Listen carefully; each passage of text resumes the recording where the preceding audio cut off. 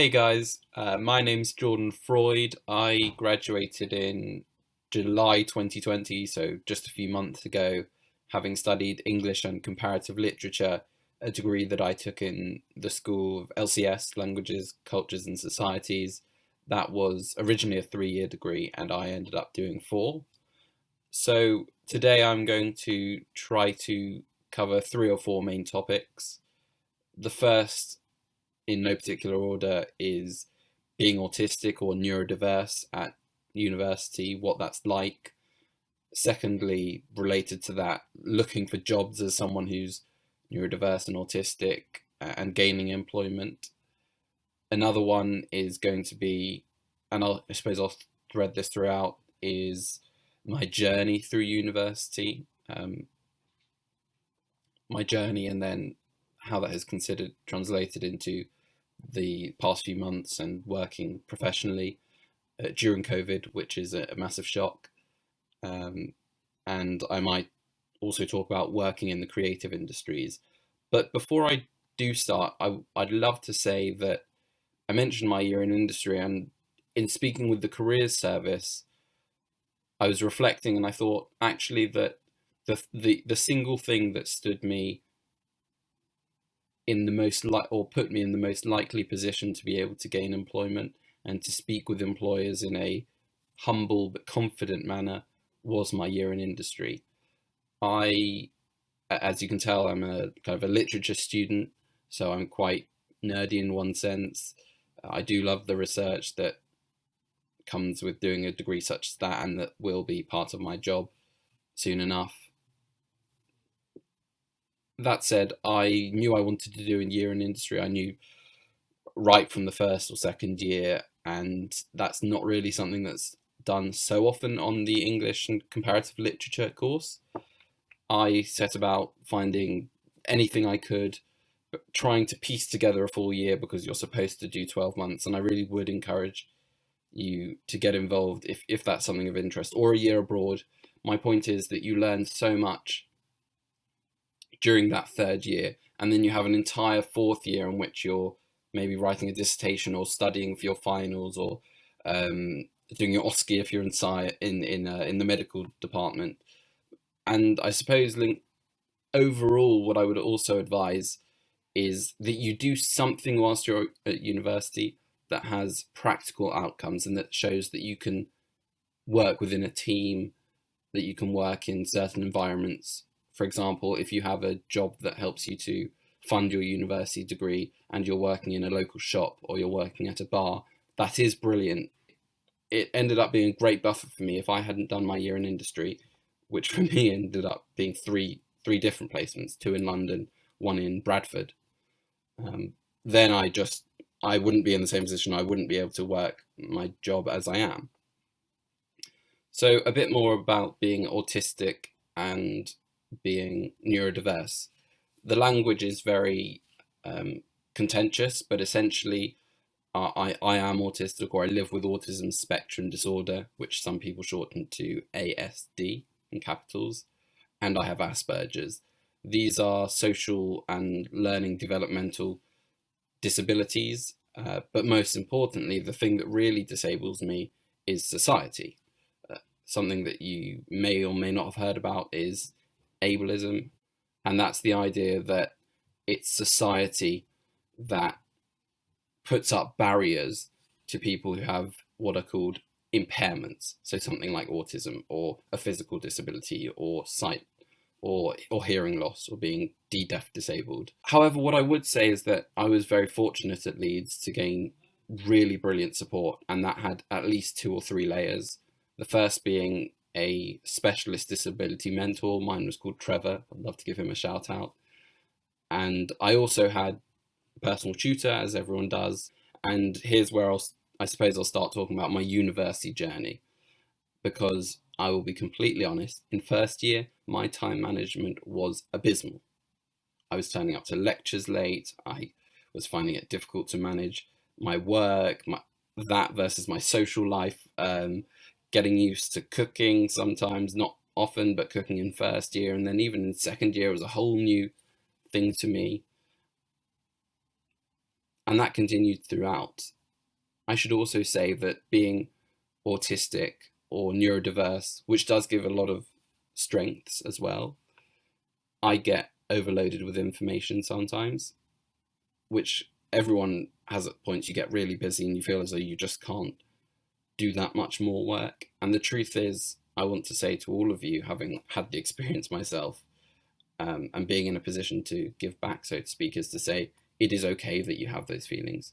It's okay, and you should learn to be able to, if possible, to communicate them with your course leader or with your lecturer or your seminar tutor. People understand if you're upfront and honest with them, and I know that it takes a lot of guts and courage, and sometimes you'll think, I shouldn't feel fortunate that someone's willing to help.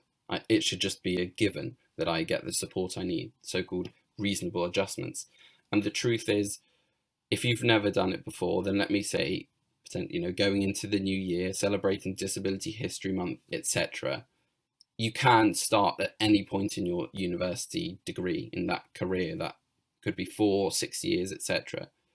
You could be even a master's student, but the point is, you could have just a year left, half a year left of your degree and think, gosh, this is not working for me. Or in your first few months thinking, I'm not sure how I'm going to last university, which I certainly had at the beginning.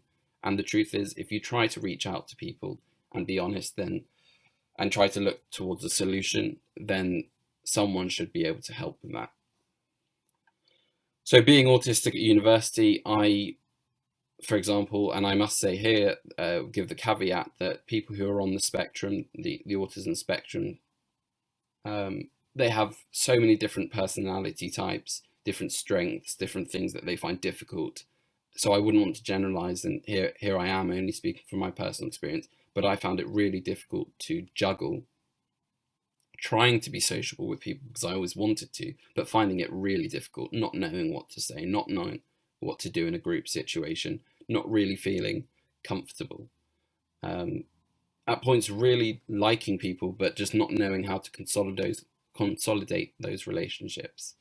So again, I just want you to know there are people who've gone through it. There are loads more people who will. There are a lot of girls and women, women with an X, we could say, and people who don't identify with the gender, who are transgender, who have autism and are undiagnosed. And I have friends who've gone through that diagnosis at university. So I just want you to know that there are people like you. There are people like me. I'm one of them. And you will be able to do some great things. I'm going to move on because I don't have much time left. And I'm going to speak about job searches, searching for jobs and trying to be employable. That said, being autistic and neurodiverse. I personally feel that once you've done 1 or 2 really great things during your university degree, it could be working as a course rep, a university ambassador on open days, a health rep, a faith rep, exposition on a society, social officer, president, secretary, whatever it is, you learn a lot.